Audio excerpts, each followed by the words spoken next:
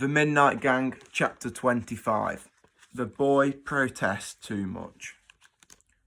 We ain't done nothing, matron.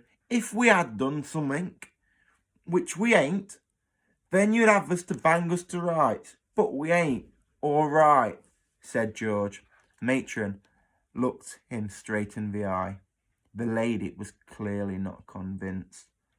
I think the boys protest too much.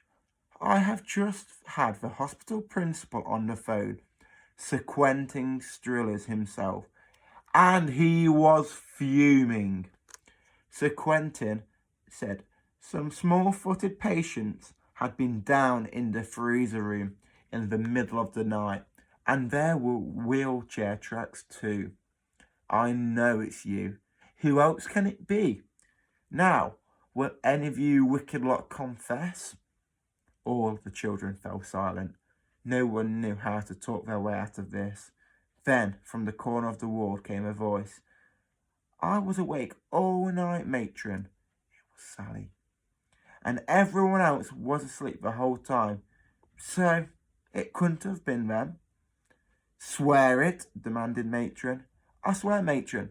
Sally put her hand to her heart. I swear on my pet hamster's life.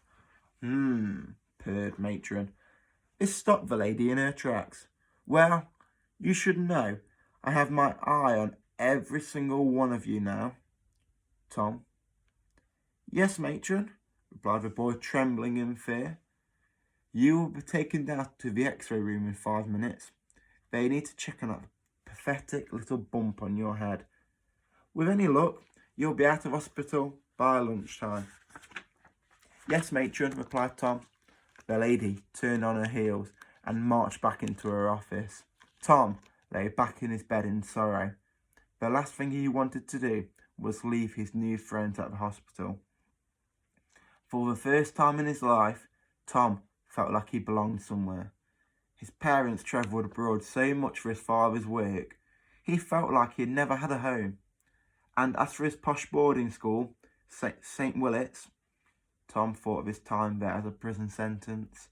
Days and weeks were ticked off in his mind, and the boy knew he was wishing his life away. Tom felt close to all the children on the ward, but in particular the little girl in the corner. She was special. Thank you for getting us out of that one, Sally, said Tom. My pleasure, replied the girl. I feel bad you swore on your hamster's life, though. It's all right, said the girl. I don't have a hamster. And Tom and Sally laughed.